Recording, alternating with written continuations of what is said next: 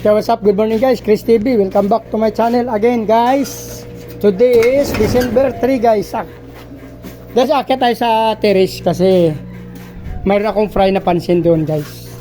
Hindi ko lang nakita na videoan kanina pero sa Eskinita guys, kumuha ako ng doon sa hybrid ko na crossbreeds ng IBM tsaka ng RDSS ng 11 na fry guys sa Eskinita.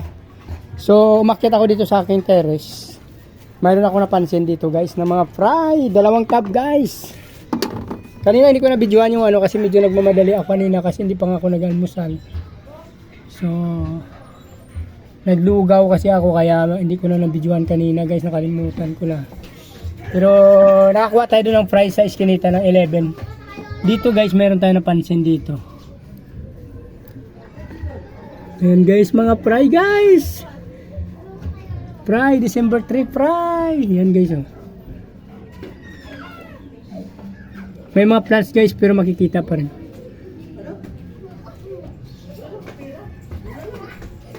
Mayroon din ako napansin dito sa aking guys dito. Pero parang kapapanganak lang kasi nasa ilalim pa sila guys. Usually kasi pag nakabagong panganak hindi sila umiibabaw. Sa ilalim lang. May ilang piraso ako nakita nito guys. Hindi ko lang alam kung mapapansin pa sa video since maitim nga yung tsaka kulay blue ang ating tab. Hindi ko lang alam guys kung yun. Yung iba malalaki na siguro, hindi na matagal na ito at nakain na siguro yung makasama niyan. Mangilan-ngilan lang guys ang napapansin natin.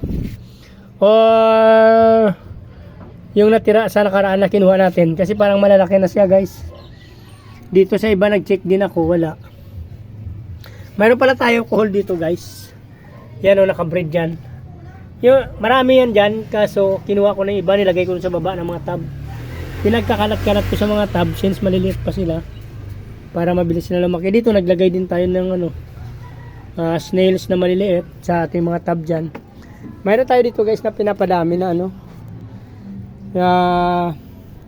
water litos. Nagdagdag ako ng dalawang tab kasi yung mga bumibili minsan ng mga fish gusto nila magkaroon ng mga water litos saka ng duckweed kasi yung nasasambot ko panlagay doon sa aking aquarium sa baba saka dito sa taas.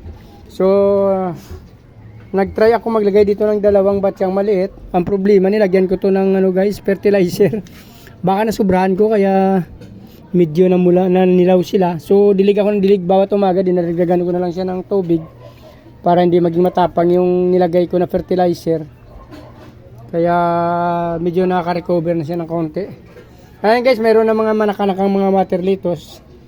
Kasi pagka lumalaki yan, kusa lang yan dumadami guys. Nagalaw ko to kanina kasi nag-check ng tab ko dyan.